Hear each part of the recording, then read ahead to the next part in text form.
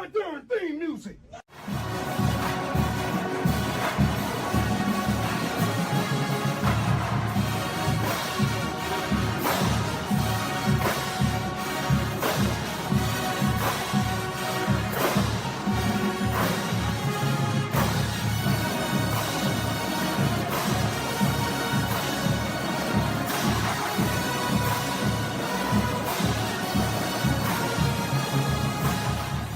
Welcome in, welcome in, welcome in. We are here. We are back.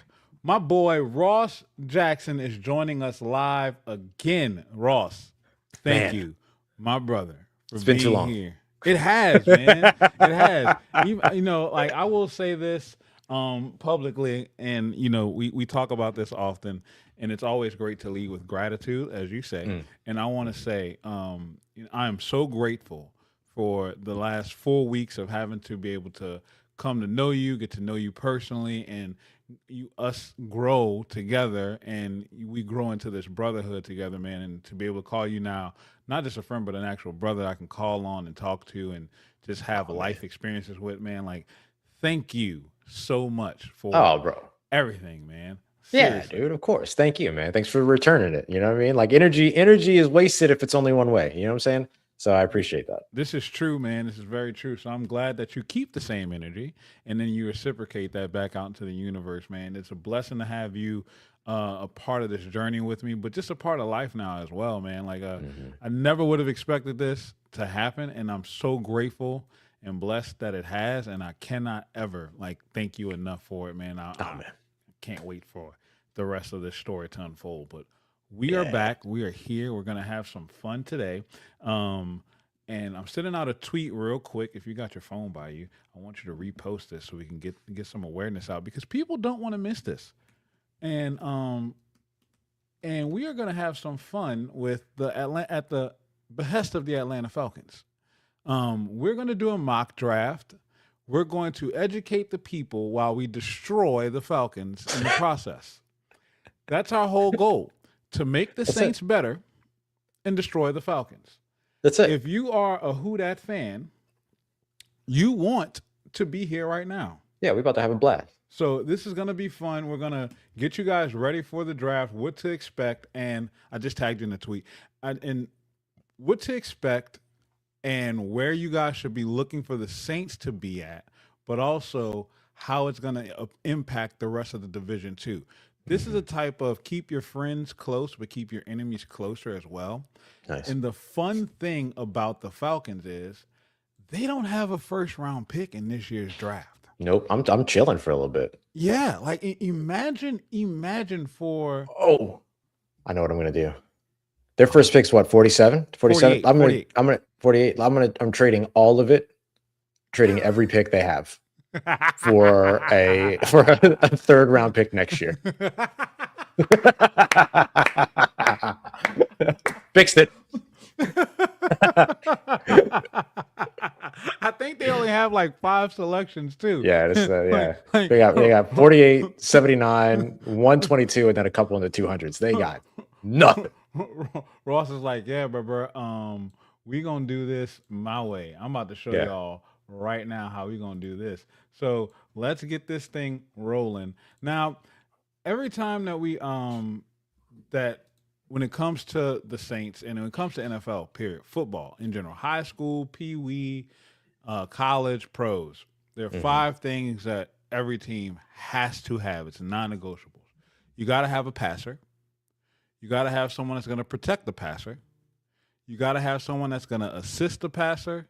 And then you got to have 2 people on the opposing side that's going to affect the passer. So what do I mean? Quarterback, a blind side blocker, whether it be left or right, depending on the hand side of the quarterback, a receiver, or an elite multiple faceted running back who can do multiple things. And then on the defensive side, you definitely have to have a pass rusher to affect the passer and a corner to defend against the passer. If you do not have those 5 things, your team cannot contend on any level.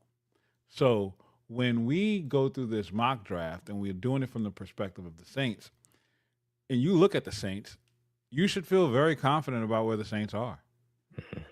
because you have all 5 of those things, and you have them under contract, and they're young. Yep. They are young. I don't care. People are gonna have their issues with in their opinions on Kool-Aid McKinstry. I get it.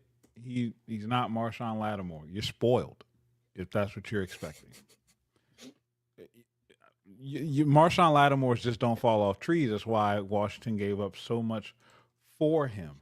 And the reason why I'm talking and typing at the same time is because I'm pulling up another draft simulator so that way we can actually do this the right way. It was the other one wasn't letting me do two teams at the same time like I was trying to do, and I'm trying to find one where I can do two. A to Z. AZ. A to Z might have. I think A to Z does multiple teams. Okay. Yeah, here it goes. So, yep. So here we go. Pick. You select your teams. Yep. So when you look at Kool-Aid McKinstry, regardless of how you may feel, and we're gonna go through. We'll go through 5 rounds since the Saints have two 5th round picks. Dang. All right. Cool. You want to go 4 or we want to? No. 5's great because it just means that like. Oh yeah, that's right. The Falcons. Stop it. I get 2 picks. 7. Yeah, that's fine. You got like 2 picks. I don't care. I'm trading those. I'm trading those for for a punter. I'm good. So regardless of your opinions on Kool-Aid McKinstry, he's still a solid, viable starting cornerback. Can you get better? Yeah, but I mean the ceiling of getting better at that point, we're talking about DJ Stingley, Sauce Gardner, players of that, Jalen Ramsey, players of that nature. There is a level, but I mean the level is not that much. He's still a really good cornerback on your defense. So when we're going into this draft, be confident because you have a lot to build off of.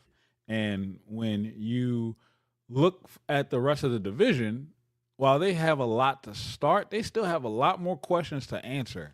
Mm-hmm. And especially the Falcons, bringing in Tua Tagovailoa along with Michael Penix Jr. What are your thoughts on that? Seriously, Ross. I don't have any. No, I'm just kidding. No, I think I get the general idea. Like you want to still have a backup veteran quarterback for Michael Penix Jr., but I wouldn't be surprised if Tua starting week 1 either. You know what I mean? And so I think that like they kind of went with what they had best available and didn't want to keep moving forward with Kirk Cousins. I doubt Kirk Cousins wanted to keep moving forward with them either. And so I get the general thinking. I don't know why the specific player, but I get the general thinking around why they wanted to go ahead and do that. But I don't think they didn't add any wins to their prediction. No, absolutely. I that move definitely did not do them any favors at all. Let's see. Do you want to make any trades to start right now, Ross? Yeah, I will trade all of the Falcons picks for a future 3rd. Okay. Yeah, I will seriously submit that pick. No, I'm good. Right. No picks, no trades. Right, so we're going to start the draft, and I am going to lean on you as a phone a friend for the Saints to walk through some of these options. So you're serving as a role of Terry Fontenot, who's back in Atlanta, but you're also going to be kind of like my Kai Harley too. Okay, and I love it. The more that I sit up here and I think about the Saints in the position that they're in, the more relief I get that I'm not the one having to make this pick at number 8. Yeah, man. I'm saying it's almost like an embarrassment of riches situation where like it's tough because there's so many good options, and it's like, there's a too good to be trueness to it? Yes. You know what I mean? Yes. Like, can you imagine if you're picking at 8 and you have a Caleb Downs, Ruben Bain, Carnell Tate, Jordan Tyson situation, and you pick the one that doesn't work? C'est la vie. It's the draft, my guy. It's the draft. It would stink. Don't get me wrong. That would stink. But you remember the Saints drafted like Al Woods, and he didn't even make it like the roster. Yes, and he's that was normal. That was normal around that time. for like 4th, 5th round picks for like that was, but like Al Woods still, He's still Al Woods. Yeah, Al Woods gave the Saints trouble a couple of years ago when he played here in New Orleans. So like you never know.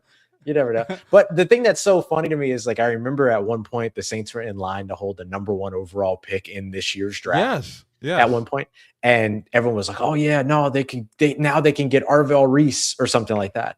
And now like they have the 8th overall pick, and they could still potentially get Arvell Reese. Like it's all the same. Like this is a wild draft, man. It's very interesting. It's so wild. So yeah, I mean, now that I'm writing for Canal Street Chronicles, thank you. Congratulations. Thank you for supporting on that in that endeavor. I cannot say the things that I was saying last season about my thoughts on where the Saints should have been picking.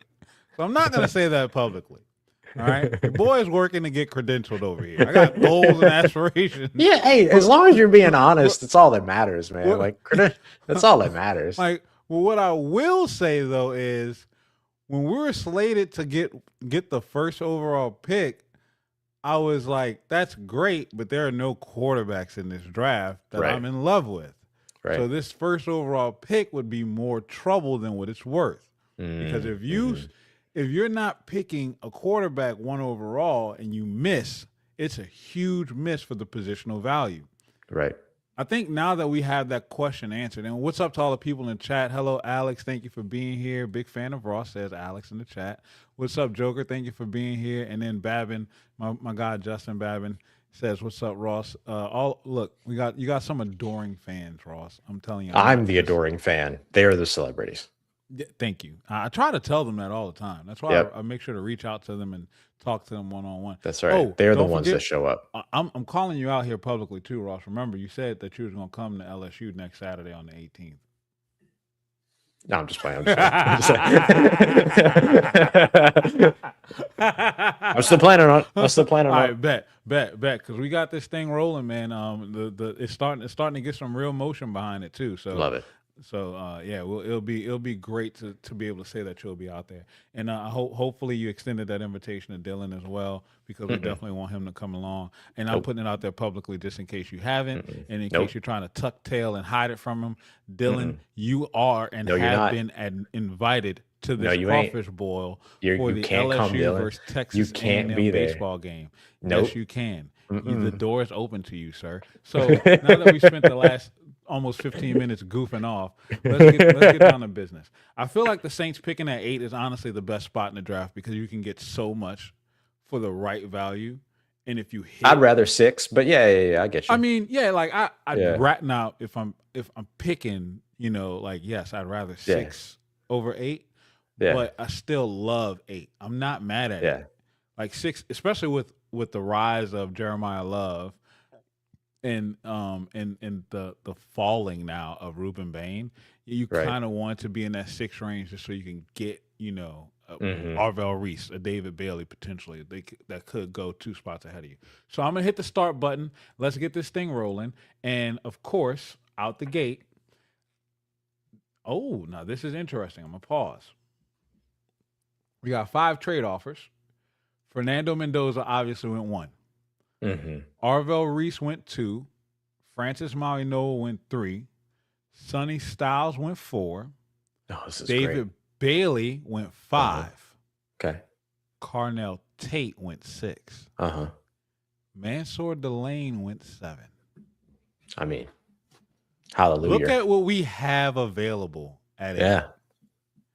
You got Jeremiah Love, Ruben Bain Jr., Caleb Downs, Jordan Tyson. I'm skipping over Spencer Fano because we're not drafting a tackle at 8. Right. And Makai Lemon. That's fantastic. Now, if you're in the general manager seat, would you take a Jeremiah Love even though you just brought in a Travis Etienne? And he's if he was right here. If he was the best player on the board, yeah. Like if he was my best player on the board, yes. I'd probably take him. Who's your number? Caleb Downs. Mine too. Yeah. Mine too. So, Caleb Downs. There's no way Caleb Downs to me falls at 8, and I overlook him. I can't do that. I wouldn't be comfortable with it. So we're drafting Caleb Downs, and I'm not trading back because the Saints never trade back ever. and we're going to take Caleb down. So Caleb Downs is gone. We don't have to worry about seeing the Falcons pick because they're. I'm going to pause real quick because this was important. The Bengals traded up to 9 and drafted Reuben Bain at 9. The Jets traded back up to 13 and drafted Jordan Tyson. Your hot take for this week: the Detroit Lions traded up to 15 and drafted Casey Concepcion. Great move by the Detroit Lions, by the way. Listen, I'm telling you, man, Casey Concepcion's not. He's not the 20 to 32 player that people keep mocking him to be. No, he's going higher than that, and I can believe it. And he's my wide receiver 3 in this class. It's Jordan Tyson, Carnell Tate, and then it's Casey Concepcion, and then Mekhi Lemon for me. Yeah, I'm with you. I'd rather him over Mekhi Lemon. Mm. I really, and I really like Mekhi Lemon, but I really, really, really like Casey Concepcion. I got to watch Casey Concepcion literally run roughshod through LSU. Right. Right. Like what through a goose. Yeah, that was rough. That was not fun. No. In Death Valley. He made Marcel Reed look like a good quarterback. And so I'm glad you said that because I wanted to get to that point because you highlighted it in your Locked On video from a couple days ago with his reception rate being so low. 60.4%. Mm-hmm. Yes, and how that is affected not only from from catches, from drop passes, but from poorly thrown balls. Yes. So basically what you're saying is if he had a better quarterback, he would have had a higher percentage. Watch the Notre Dame game. Watch Texas A&M Notre Dame game. He is running wide open all day against Notre Dame and underthrown passes, overthrown passes. Here's the way I'll explain it to people. If you and I are throwing a football back and forth, or not even, I'm all-time QB. I'm throwing the football. So if I'm throwing a football to you and I throw it to you directly in, like direct to the chest between the numbers and you catch it, you're 1 for 1. You have a 100% catch rate. If you go to run your next route and you run a slant and I throw a go because I'm a dummy, you now have a 50% catch rate. That's how this number works. That ain't your fault. That's my fault. How can he not adjust the analytics for that to be better? You would have to adjust for on-target passes, which is a subjective stat, as opposed to passing attempts, right? Passing attempts is objective. Did you throw the football? Yes, no, right? So you would have to go to the subjective stat of on-target passes and then look at his completion or reception percentage on on-target passes only. What was his reception percentage for that? I have no idea. I don't have that granular. I don't have that data. I thought I can see if I can find it. Yeah, I didn't know if you dug down that rabbit hole. No. You asked me the question, and then I was like, "Well, here's how you do it," but I haven't done it. I think that it's important though and that's why I wanted to stop here when I saw him come off the board and I saw Detroit move up to 15 because honestly, I wouldn't be surprised to see somebody make that move into the top 22, pick him above Mekhi Lemon, who went 16 to the Rams. Yeah. And that kind of feels about right. Now, the next pick at 17 was pretty jarring too, and kind of deflating for me because I would have wanted this. I would have punted wide receiver to the 3rd round if Keldrick Falk would have still been available. But I don't think he's making it. No, I'll give a little teaser for my show for tomorrow. My show for tomorrow is going to be about surprise number 8 overall picks that you should just know, just in case the Saints pull a fast one on you. And Keldrick Falk's going to be one of those guys I want to talk about. It's funny. So if you check out the stream I did last night with Brayton Fahoko. I was going to say, I was supposed to trust his brother. Yeah. we spent a little minute talking about Keldrick Falk and how, we both expect him to be a better pro than what he is as a college player. Yep. And how his size and athleticism within college will translate to the pro, but his ability to make plays in a better defense with better pieces around him will free him up to get the stats that will impact in a way that he wasn't able to do in college. Like he just didn't have a lot of support around him. Right. So I would not be surprised at all. So let's get back into this. And if any other, Caden Proctor went 25th. Yeah, that's a guy that's gonna sneak. He's about the Alabama offensive Tackle. lineman. Yeah, yeah, he's gonna go higher than people think too. Really? He's another one. Yeah, But he's another one. He could be one of the guys that sneaks into the top 10 before it's all said and done. Yeah, because he's one of the only. I can't remember if he's a right tackle or left tackle, but he's one of the only ones with left tackle versatility, right?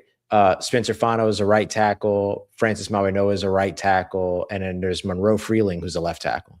And so if they feel like Proctor, yeah, so if Proctor's playing left, he's one of the few that's actually at the more common premier tackle position. You were talking about handedness earlier. That would be a big part of why he could potentially go earlier if teams feel really good about him. That's nuts. And I mean, because he just wasn't that great last year, Right. You know, so the fact that he would reach that high and still have, like, in better shape. Yeah. And if he does, then I think he'll stand a chance. But I don't know. Mm-hmm. We can spend a whole nother time on that. So we're at 42. We drafted Caleb Downs. This is who we have available: Denzel Boston, R. Okay. Mason. I knew that was going to bring a twitch to your face. I knew that was going to bring a twitch to your face there. That's why I said it. R. Mason Thomas, and of course Chris Bell. So I know where you want to lean. Why? Why Denzel Boston over Chris Bell? Outside of him being hurt. Yeah.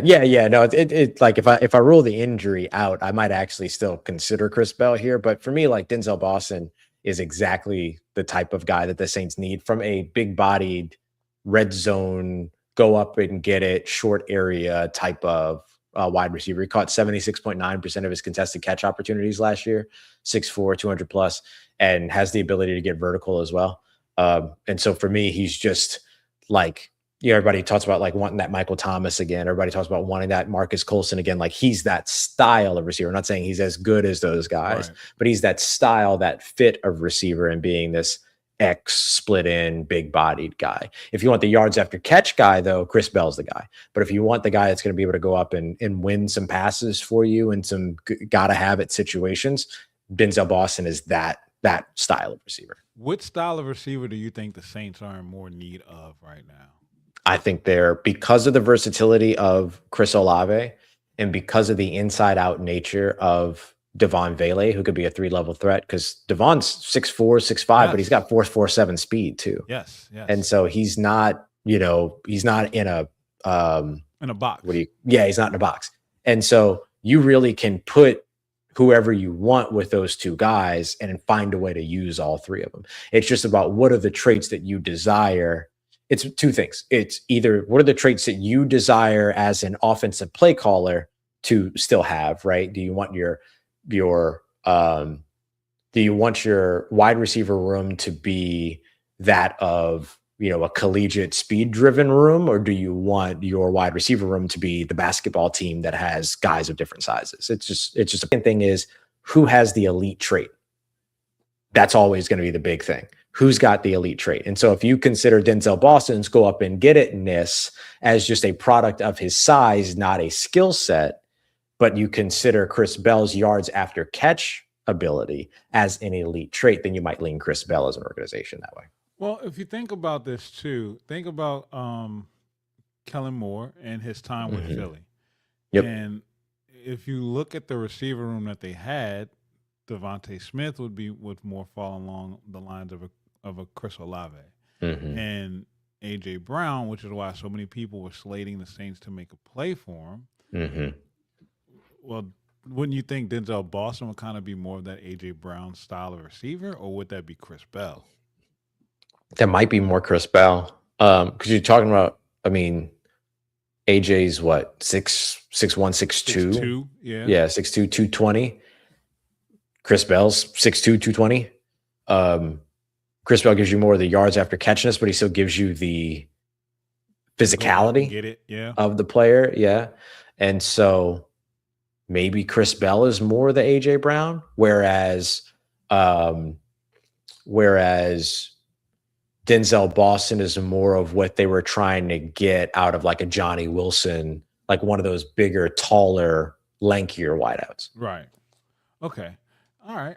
I can see that, and I'm thinking about this in real time too because I'm actually so my first article for um, Canal Street Chronicles will be published tomorrow, Nice. but my official first article I'm working on tonight will be about how Chris Olave is a top 10 wide receiver in the league and Mhm. how with the right pick in the draft he can push to be a top 3 top 5 receiver if you pair him with the right receiver to help unlock the offense. Yeah. And I think that's why this pick of receiver is so important. If Caleb Downs was not there at 8, I was going receiver all the way. Mm-hmm. Like because it's that important. And it's not just Yeah. important for Tyler Shuck, it's important for Chris Olave too. Yeah. so so I think in this sense, and here's the thing: if Chris Bell wasn't hurt and Denzel Boston First round player. yes, Yeah. if he wasn't hurt and he's available at 42, I take him. But because Denzel Boston was able to fall to 42, should we take him here, Kai, or do we still go with Chris Bell? How do you feel about the medicals on Chris Bell? I mean, he's ahead of schedule.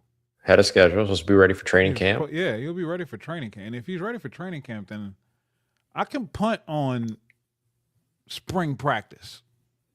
Facts. Like Yes. I don't care about T-shirt All America. Yeah, 100%.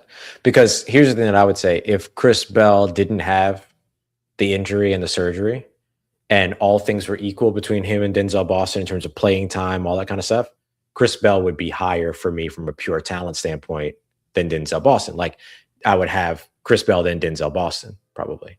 And I would have Chris Bell probably actually like right in there with Casey Concepcion where we were just talking. Mm-hmm. And so for me, if I'm not worried about the medicals and so I don't factor that in, then to me, Chris Bell would be perhaps the better talent. Bet. So guess what we're going? We are selecting Chris Bell. Second round pick, 42nd overall. And let's see. Atlanta, you are on the clock. And you have 5 offers. 5 trade offers available. Mm-hmm. Here's what you have available for you right now. You have Chris Brazel, sorry. Gabe Jacas. I can never say his last name. I think it's Yakas. Yakas, yes. I think. Maybe I'm wrong. It's Yakas. It's Yakas. Okay. Yeah, because every time I read it the first time, I always mess it up the first time. Gabe Yakas, Lee Hunter, D'Angelo Pons, Jake Goldie, Jermaine. Oh, Jeremy Bernard. Jeremy Bernard. Jeremy. That's so. Jeremy. Like that's Yeah. so. That's an insult. You so Jeremy. He's Jennings so Jeremy. Dunker. Jennings Dunker, Malachi Lawrence, Eli Stowers, who's starting to get a lot of pub right now. Yeah. Well, I know what I feel like I know what the actual pick would be in this scenario. It Who you think feels like is Christian Miller still on the board? No. Okay, so then to me it feels like the pick would probably be Lee Hunter. Okay. For them is what I would imagine. Just because they need a defensive line. And in particular, like they need help on the interior big time. Right? They haven't been able to rebuild that just yet. They really invested in the edges last year. And then they traded away a first-round pick for James Pierce Jr. Right. And that went all kinds of wrong. But they did a lot of that work. They also got Jalen Walker and all that. So they did a lot of work for their edge side, but they could use some help on the defensive interior. And so guys like Caleb Banks out of Florida, Lee Hunter out of Texas Tech, Christian Miller out of Georgia. They love their Georgia guys staying in state and all that. But I wish the Saints would adopt that mindset. And so for me, probably like Lee Hunter would be the actual pick. Who do you want to pick? Yeah, if I'm making the pick for them, is Brett Thorson available? Let's see. I'm gonna search the player. Brett. Yes, he is. Punter. Yeah. Georgia. Punter. There we go. There you go. All right. We're going to draft all specialists. Oh, you just wait. I got one surprise. I got one surprise late, ready. What a long snap is that? What's up, Dalton? Thank you for being here, man. But I do think Lee Hunter would be the pick there for sure. So yeah, Christian Miller went 39 overall to the Browns. Zion Young went 38 overall to the Jets. So far, the Jets. I like him a lot. Yeah, I do too. So far, the Jets went Arvell Reese, Jordan Tyson, and Zion Young. Like, dang. Yes. Sorry, that took me a second. I was like, that's a good draft class, man. Dang. I don't think the Jets are going to be that good. So this system is giving them a lot of credit right now. So let's keep pushing. We're going on to the third round now. And who should the Saints be eyeing to come off the board? We haven't picked the receiver. We just picked Chris Bell. I'm about to say we haven't picked the receiver. We haven't picked another running back. So do the Saints need to look running back, or do we need to go edge? Which one is is a bigger priority? I would probably say edge. Running back to me is a little bit deeper in this class because there are actually fewer running backs that are probably draftable than there are edge players, but the running backs start going later. You know what I mean? In terms because of there's so much of a priority of other positions. Right. And so I think it makes sense to prioritize edge. Now, if guys like one of my favorites is Joshua Josephs out of Tennessee, long, lanky, kind of Leonard Floyd-ish, but really, really good against the run, great length and reach as well, strong player. And so I think he's like 91st percentile wingspan or something like that. Like, dude's insane in terms of his reach. Now you got some good players available right now. You got Malachi Lawrence.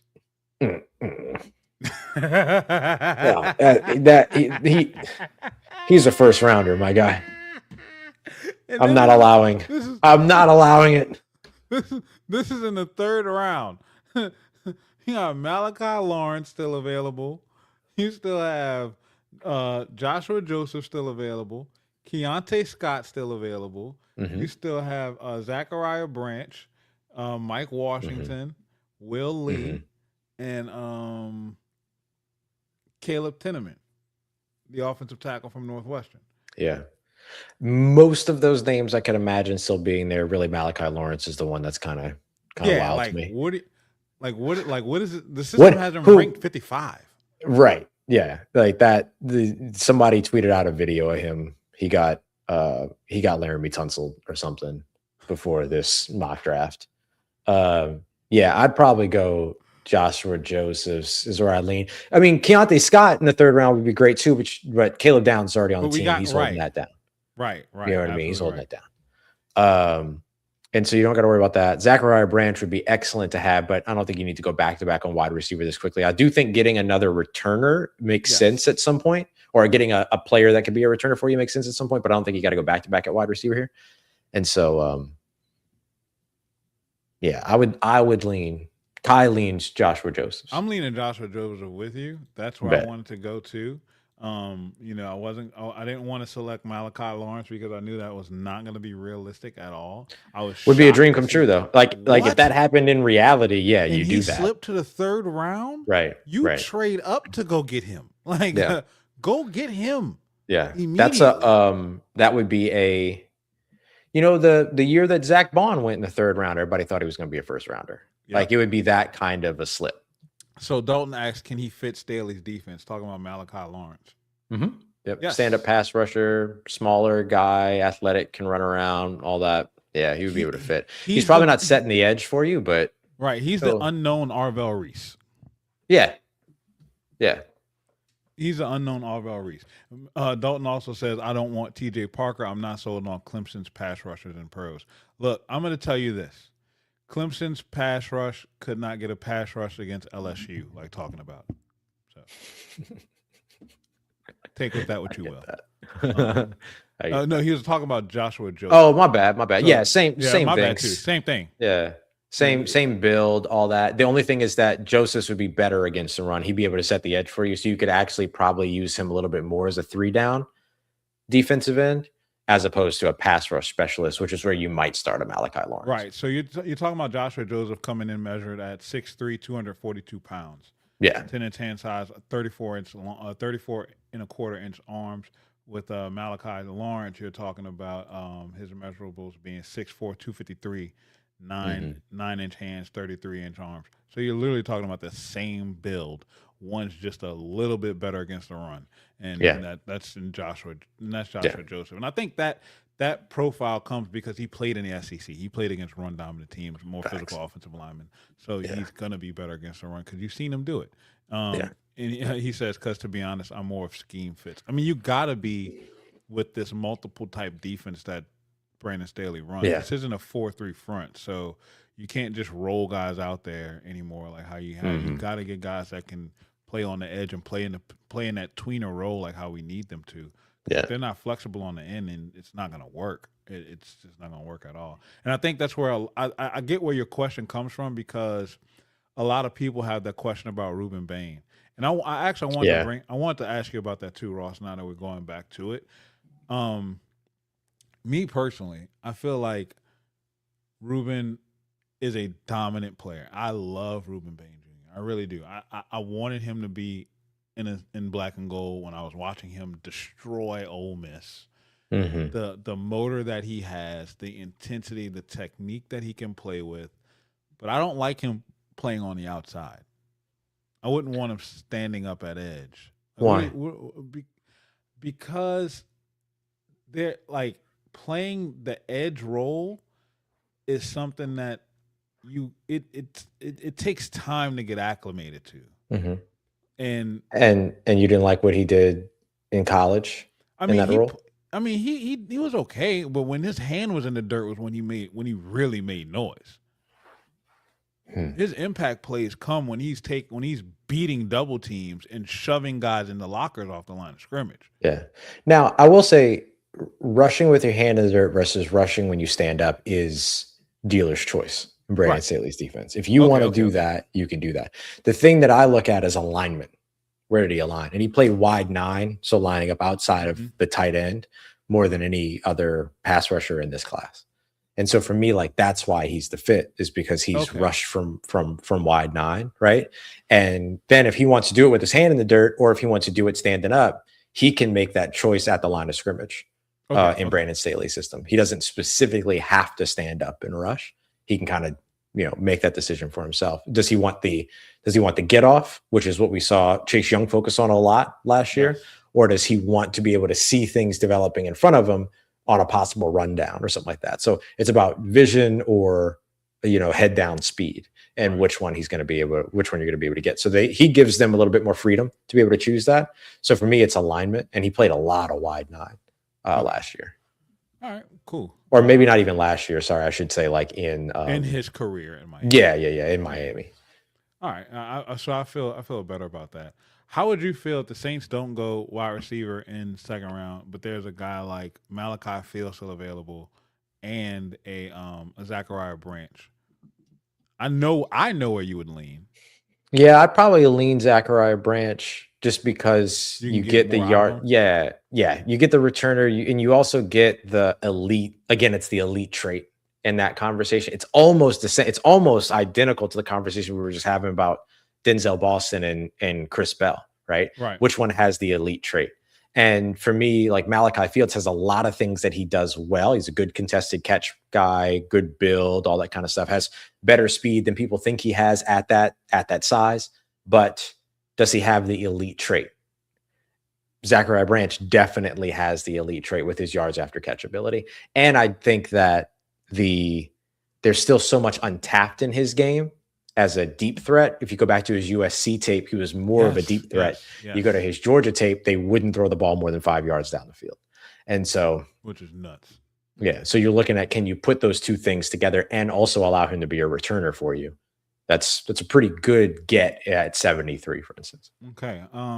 At this point in the draft, the Falcons should be shaking in their boots because they suck and they decided to use their first top 50 pick to draft a punter. So Idiots. and I hope that they continue to be stupid.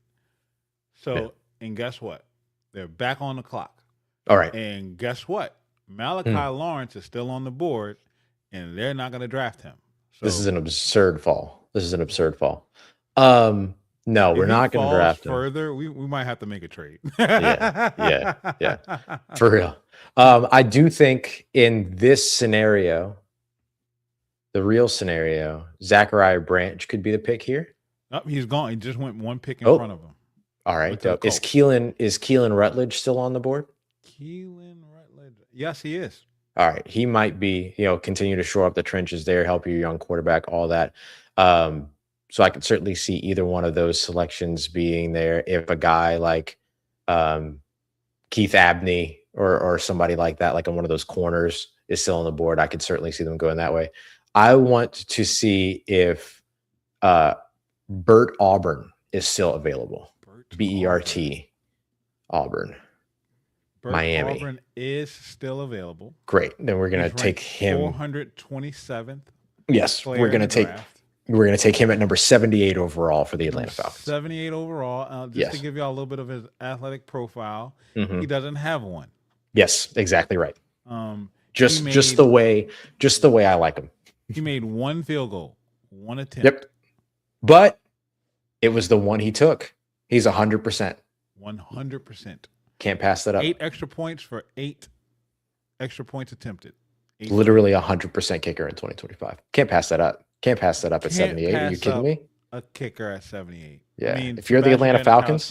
Yeah. And you saw how. Oh, come on. Like Younghoe Koo. Remember? Right. You saw what happened with him? Younghoe Koo?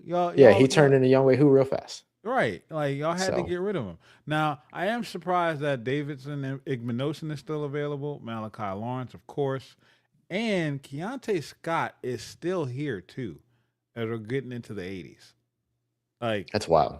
I don't know what's up with this simulator right now. It's a weird role. That's a weird role. Like, this is crazy. So, as we're moving on into the 4th round, Malachi Lawrence just got drafted by the Jags, who traded up to get him. Harold Perkins Jr. went in the 3rd round. All right.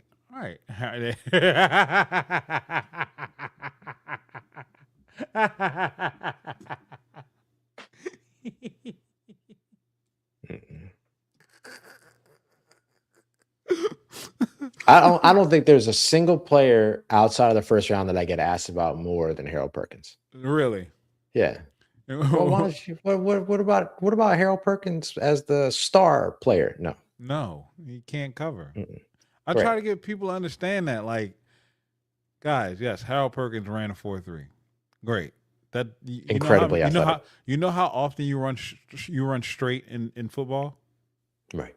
Like, on defense, you don't run straight on defense until you get the ball in your hand going the opposite way. Yeah. And that's only for about 7 yards. Yeah. A 4.3 top end speed is irrelevant. Like, when he's in space, he struggles covering. When he's off the ball, he takes on blockers bad. When he's on the edge, he's got to go up against tackles that are 6'6", 370 pounds. Yeah. It's going to be hard. Yeah. And I don't know what position he's going to play in the pros. I have no idea.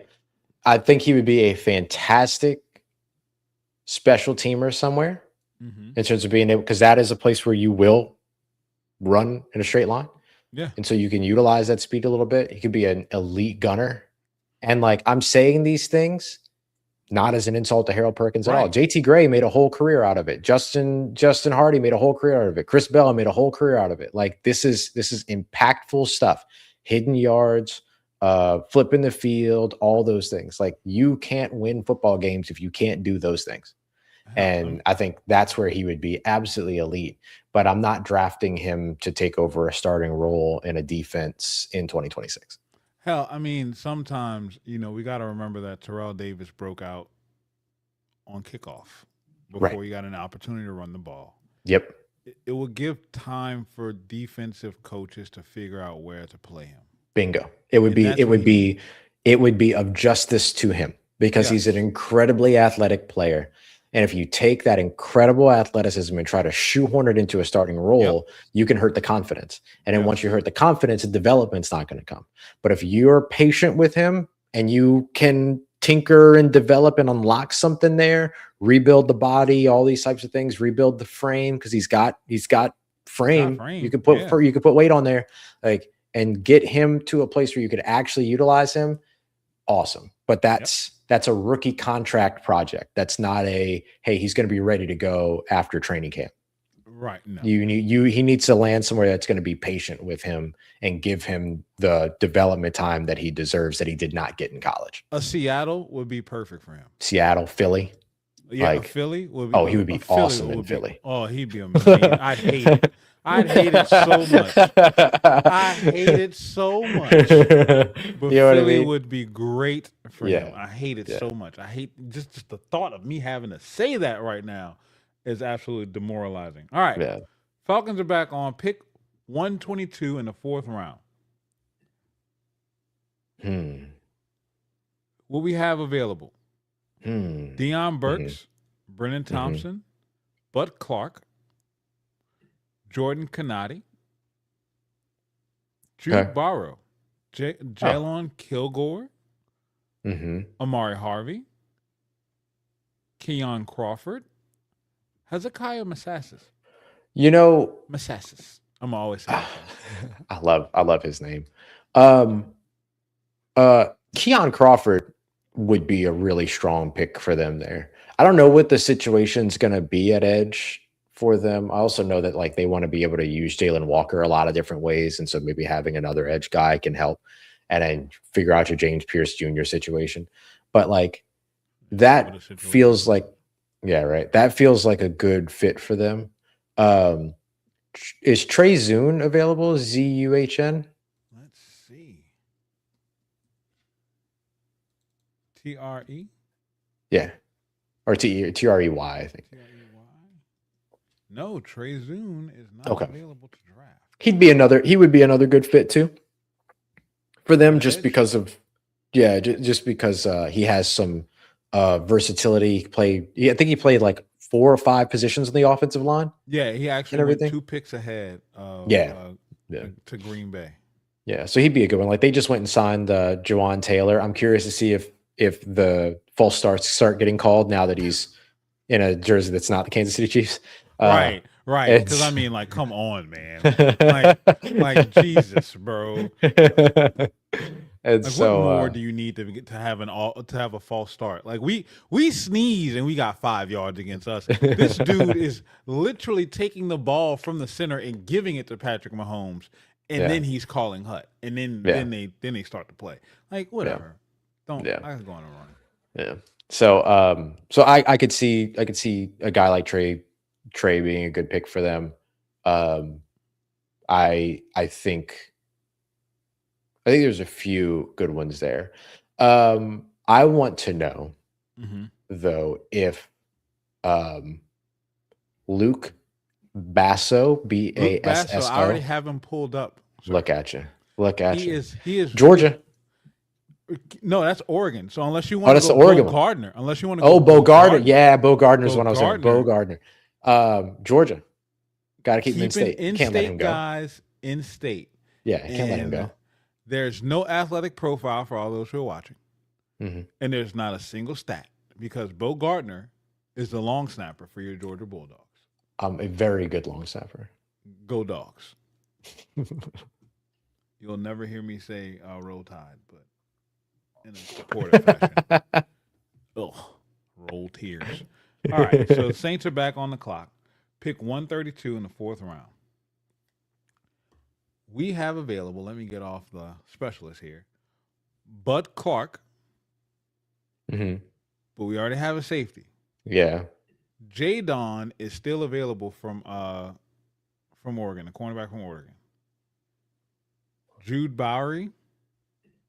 Man, I was praying Mike Washington would have slipped. This would have made this pick so much easier. All right. Kenyon Crawford, we have our edge. Hezekiah Massasis. We're not drafting Drew Aller. I am totally against Drew Aller. I've been against Drew Aller since last year, since 2024. Uh, Cario Davis, Michael Hmm. Toff, Ephesians Prysock. Yeah, Ephesians You price up. you know his mama is a church going mama. I'm saying she at church That's right now. what what she on the main line as we speak, telling him what he want. Like you got it. That's a strong black woman there, boy. That's a Ephesians, yeah, yeah. That's a direct connection. It's a direct absolutely, connection. absolutely. He on the phone with her.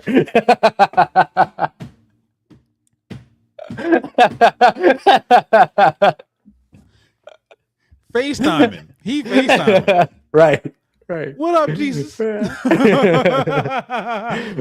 Where my that's boy funny. Paul at? Wrote my favorite Yeah. book. Let me holler at him right quick. Oh man. So who like no we got safety, we got receiver, we got edge. Three Hmm. huge positions in need. Where are the Saints looking at this point? I think you could probably be looking here at if there's like a versatile linebacker that you like. Looking at Justin Jefferson. Uh-huh. There's outside corner, it's always good to have depth there. If there's a running back or a tight end in this range that you like this is kind of, and remember too, this is 132 and 136, so you're probably Right. getting two of who you want here. You know what I mean? And so um Katron Allen is still available. Katron Allen would be such a good fit because I think you're trying to build towards how you're going to complement Travis Etienne. Right. And so if you're building towards that, hell, even if you were trying to complement Alvin Kamara, right? Like you're still looking for maybe the more between the tackles guy. Right. And I think Katron Allen is a good example of that. So who would you go between Katron Allen or Kalon Black? Who would you choose between? See, I also really like Kalon Black. I love And Kalon Black, you might be able to wait on a little bit longer. I love Kalon Black. Yeah. Let's show Kalon Black some love. All right. Because I think we can wait on Kalon Black, right? Yeah, so he's ranked 201. Yeah. That's hello 190 on the phone. So I think there's just some other ways that we can go. I like Justin Jefferson. He's just maybe a little bit too undersized, but I mean, you've seen what Brandon Staley was able to do situationally with Isaiah Stallbert. Right. So do he care? Him. We already have him. That is true. That's true. We got Justin Jefferson at home. No, you're right. Right. You could double up at wide receiver if you want to make sure Chris Bell has the time. Okay. There's to be ready.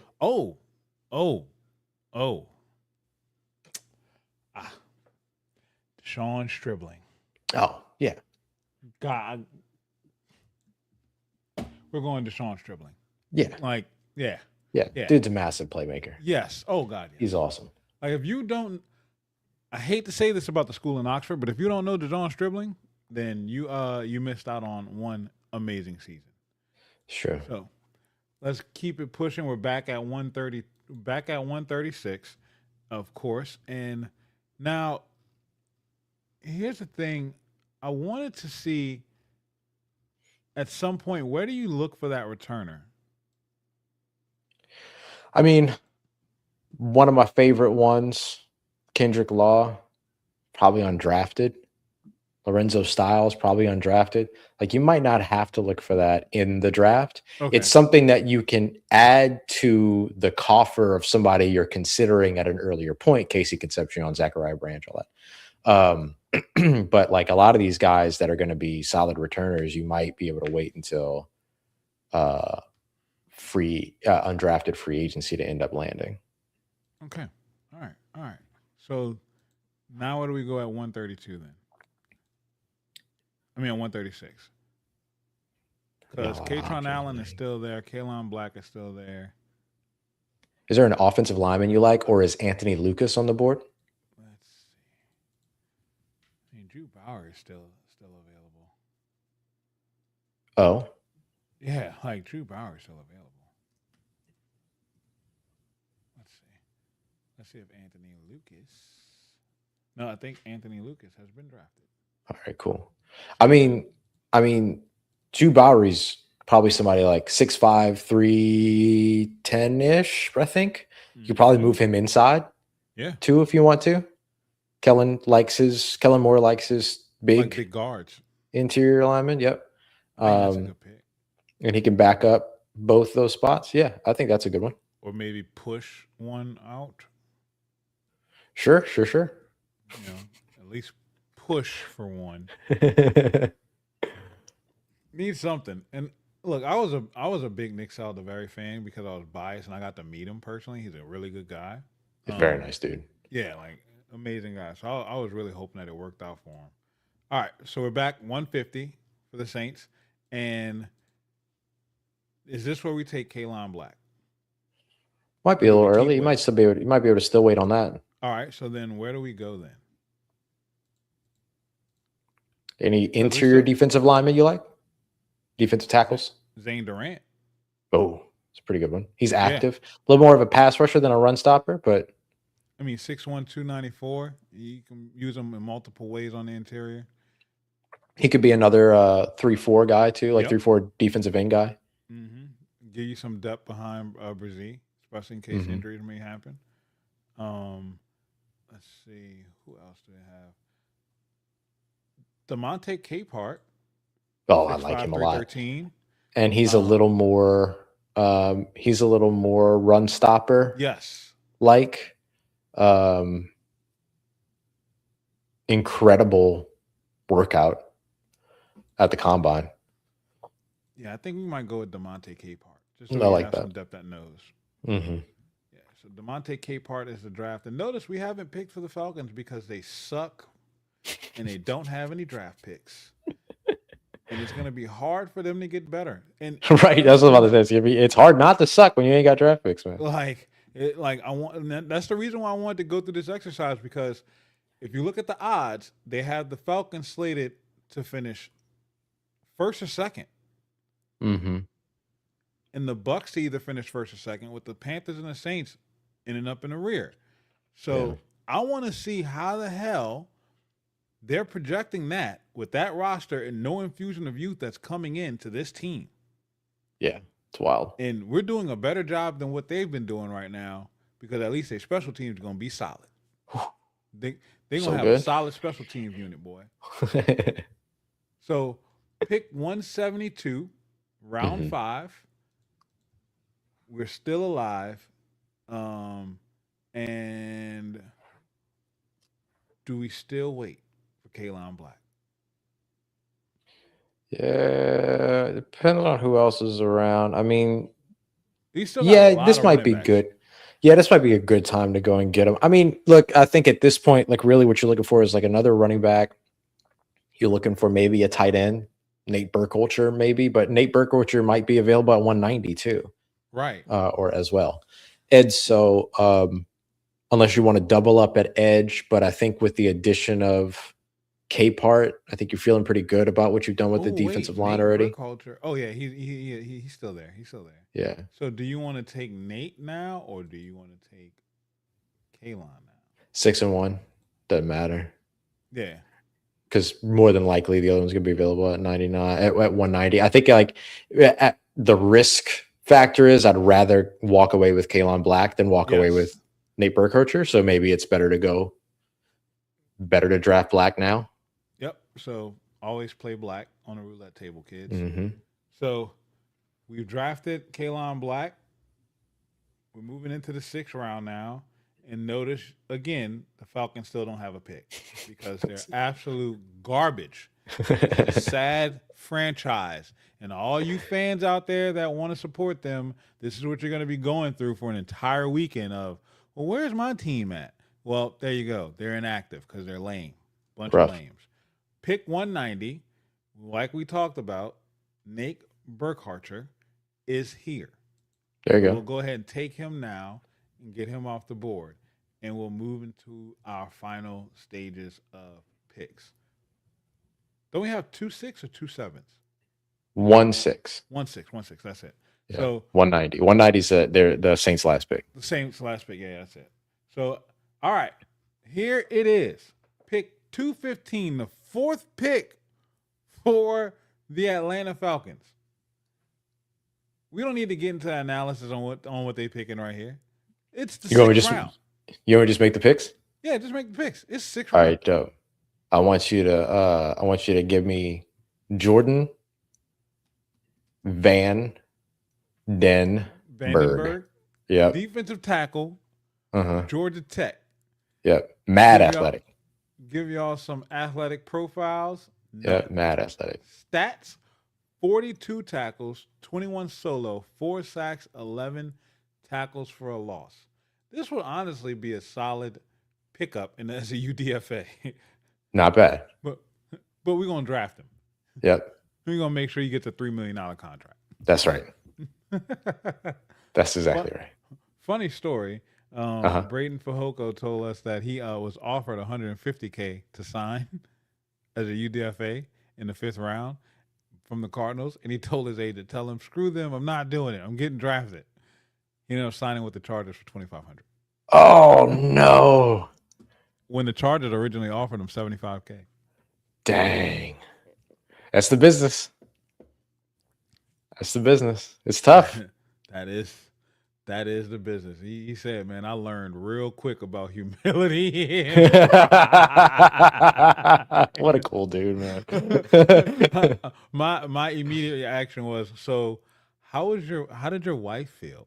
Right, 100% about that decision. He said, "Bro, she was pissed." Yeah. I bet she did. I bet she was.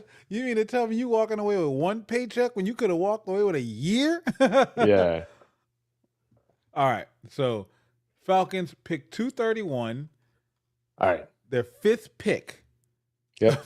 Their 5th pick of this draft. That's insane. Yep. Wild. You ready? Yeah. I want to know if Eli Heidenreich is on the board. That's not even there. I'm searching for it. Eli. Eli. Eli. And then last name HEI. Nope, nothing comes up. Oh man, He's not even that's available. my favorite. That's my favorite fullback in this draft, man. He's not even listed as being. The position's not even there. The position's not even there to select. He would be under. He'd probably be under running back, honestly. He's not listed. But all right, bet. Well, then in that case, we're going with Al J Henderson. AL apostrophe, not apostrophe. AL -J AY Henderson. Henderson, running back. Buffalo, baby. There we go. All right. So the Falcons are ending up with an amazing kicker, punter, long snapper, D tackle, and running back to eventually replace Bijan Robinson, who will leave them in free agency because they're a garbage organization. There you go. I fixed it. You're welcome, Georgia. So overall, they give the Saints a B draft. We got a B grade, which, okay. We did some things away from the consensus. Yeah. Especially in the later rounds. The draft of DeMonte Capehart was a C. Kaelon Black drafted him at 172 was a C. And Nate Burkhardt was a C grade. Everything else was a B or B plus, with Chris Bell being an A minus. Now, the Caleb Downs pick was a B plus. So I guess they're expecting him to fall shorter? I think it's because they probably thought edge was a bigger need. I think Ruben Bain Jr. was still on the board. And so I think it's probably because edge, we passed on the need to go for what they would see as superfluous because he was a safety. But we're looking at him as more than premier position because he would be playing nickel. He'd be playing slot. There's a clip of him on social media right now doing a film breakdown. So good, man. You see that? Oh. Yeah. I want that. Oh, yeah. No, I was waiting for this blitz all season long. Yes. Like just saying all the right things. Like it's awesome. When you put a young player in that position and you give them the opportunity to show like the football IQ, it tells a lot about them. And Caleb Downs, the calmness with which he expressed and broke those plays down, the excitement that he felt. Yeah, and then it was he awesome. knew what he was talking about. He knew it. He said He said, "Man, they put me on the backside, and Yep. I knew when the running back was away that I was gonna be the scraper." And then Hmm. they started running triple slants from the 1, 2, and 3. So I knew I had an opportunity. So he Yeah. just bailed. He Yep. just bailed and Yep. made the play. Yep. Just wrap. Bang. That's mine. Yeah. It's awesome. Like that's what you want to hear from these guys who, and it's one of the reasons why Ohio State players work is because they grind in the film room, they get ready, they watch tape, they learn all of that stuff. It's not just natural athleticism that they're buying, all their wins with. It's game planning, it's tape, Bro, it's ball knowing. And I think you see that with Caleb Downs big time. it's beautiful. It's Mhm. beautiful, man. And hopefully, come 2 weeks from now, 2 weeks from today, Mhm. 2 weeks from today, we'll be introducing him as a member of the New Orleans Saints. That Could be would cool. that'd be amazing. So, Ross, I've kept you for your hour. Please let the lady know that I'm sorry for keeping you so long. She hasn't noticed that I'm gone Okay, good. Because my wife's not here either, so she doesn't. because what I've learned, AP, over the years is that hours away from me equals hours of quiet. Yes. I am not a quiet person in my everyday life. I talk, I say everything that I think of out loud. You've experienced this. We've been in person together. Yes. You know how I am. Yes. So, And why do you if think anything, you've done her a favor. why do you think my wife pushed me to do this podcast? She said, "Go talk to somebody else. I'm tired of you talking to me. Go talk to somebody else." You know what? You want to talk all this sports all the time, and I can't help you with that. Go talk to some. I'm pretty sure if you turn on a camera and a microphone, somebody gonna have something back to you. I don't know who it is, but somebody gonna have something that they want to say back to you more than I can. So go do that. Yeah. We love a self-aware queen, man. Yes, We love a self-aware queen. That's why. That's why she is my rock and my foundation for sure. Thank God for her. Well, everybody, thank you all for joining in the chat. Thank you all for being here. Over 200 are watching us right now. I can't thank y'all enough for that, for the support. This will not be the last time you see me and Ross get together. We got some big things along the way, and Ross will be in Baton Rouge next Saturday. Yes, but Dylan's not coming. I'm not telling Dylan he's invited. I'm going to send Dylan a direct message right now. I'm gonna let me send him a message right now while we're live on stream. As a matter of fact, I'm gonna add you to this group with Dylan in this group message. Dang. So that way it can be witnessed. Create group. Ross Jackson. Dang. Is this what it's like to get cooked? This ain't getting cooked. This is just, being honest. Am I cooked? This is just being honest and upfront. That's all. I'm typing this live. Dylan, I'm typing this while live with Dang. Ross. Now I feel like I'm getting cooked. Stream. I have invited you. Dang. And Ross. Dang. A crawfish boil next Saturday at LSU for the baseball game versus the Texas A&M Aggies.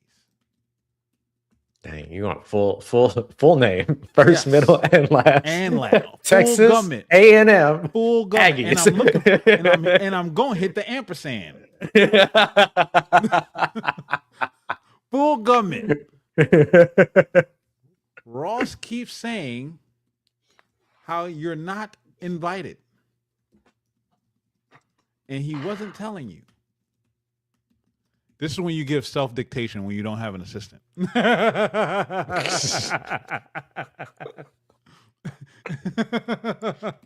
So I'm doing it now to make sure that you know. And he's still shaking his head. Just disappointed in Sent. Dang. Sent. 4:11 p.m.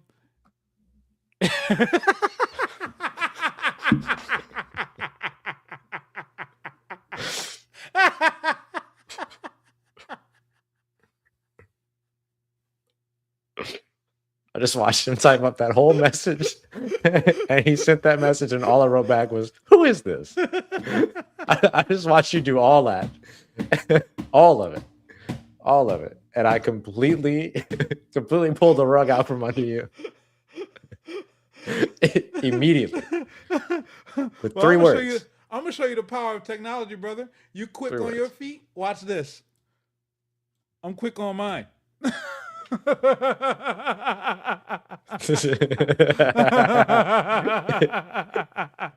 Whole screenshot. He turns it. Hold up. It's still got my name on it, so Yep. it don't matter. But Don't I'm matter. doing this. But I'm doing this anyway because I Don't think it's matter. funny. No, don't matter. It's still there. You're at and all. It's still there. Sorry. You got bro. We got you. We got him. Man, we got him. All right, man. That's Photoshop. This Everybody's like, "Why are we watching these two dudes just sit here and laugh?" it's been 4 minutes of us just cracking ourselves up. Right. Like, look, So sorry. y'all are getting literal. This is why it's a live stream. Okay, this is behind the scenes. This ain't nothing cute, nothing cut up for y'all. You know, y'all get to look in and peer Okay. inside of what goes on. All right. Calm down with the cute cut up. All right, some of us have to edit things. All right, I mean, look, like some of us aren't good live. All I right. can't edit. I don't know how to do it. He's like, you think I wouldn't? Right? Like, what are you talking about? Like, you think I haven't tried? I'm not good live, man. Like I'm good live in like an environment live with other people in the space and the energy and all that kind of stuff. I'm not good live on my own. I can't. I feel like I'm bad at it. I can't tell. Like you, I mean, you're also here with me too. So, but Yeah, I this is think it's- different. Like being yeah, with yeah, somebody else Yeah, is fine. yeah. but, like, It's a different setting. A lot Yeah. of people say that too. Like I don't understand how you can do this. Like you can talk for an hour like by yourself live. Like how do you? I'm like I just turn the camera on and I go. Like Yeah. that's why my wife told me to do it. But yeah, you know, I can you talk just- by myself for an hour. It's Yeah. just not live. He said Dylan said Ross warned me to stay away from you. See, I was trying to save you, dog. I was trying to save you from the embarrassment, man.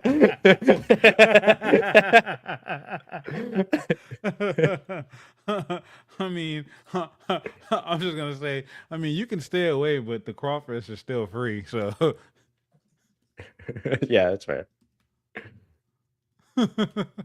well, I was trying to say. Oh man. Look, I love this. Let me tell you something. Let me say one thing about Dylan. And especially Dylan. Dylan and I have known each other for a long time. We met in like 2016. It's been almost 10 years. 2016, 2017, something like that. While I was working on a show in New York, and we met on a connected franchise Madden league. Like that's how he and I met. Before we knew each other, ever lived in or around Louisiana or anything like that. Somebody's at my door. I'm gonna have to run here soon. That's But fine. but like that. Oh, never mind. It's all good. So, but I should probably run. But we met on Madden playing franchise mode. That's crazy. And then about like 6 months later, we found out that we both were, Saints people and all this stuff and everything. It was awesome. And so ever since that moment, Dylan and I are batting 1,000 on bits. You put Dylan and I in a position to have a bit, we're picking it up. We ain't Good. missing. Good. And that's a perfect example right there. Good. That's what I was 'Cause- trying to get to. You can see it all over the Saint Squad show too. But yeah, exactly. Oh, trust me. I do. That's why I watch Yeah. it. And look, I'm the type of person that falls in line with them as well. Yeah. I love a good bit. I mean, you got I to love have a a good bit. sense of humor. You got to have a Yeah. good sense of humor. I love Well, a look, bit. let's go ahead and wrap up because I don't want burglars to break in and snatch you on camera. No. Exactly. So thank everybody for being here. Make sure y'all are following Ross because y'all probably are. Ross is followed by like 1 million people. So make sure y'all tapped in with him. Be on the lookout for all the great things that Locked On New Orleans Saints has coming. Check out his articles on LouisianaSports.net, and also make sure that you're tapping in with the Saints Squad Show. They do an amazing job. The 7-round mock draft with trades that y'all did the other night was magnifique. One day, I'll be adult enough to be able to participate in one of those shows. Oh yeah, you'll be on there. You'll be on there. That's gonna be fun. So just make sure y'all tapping in.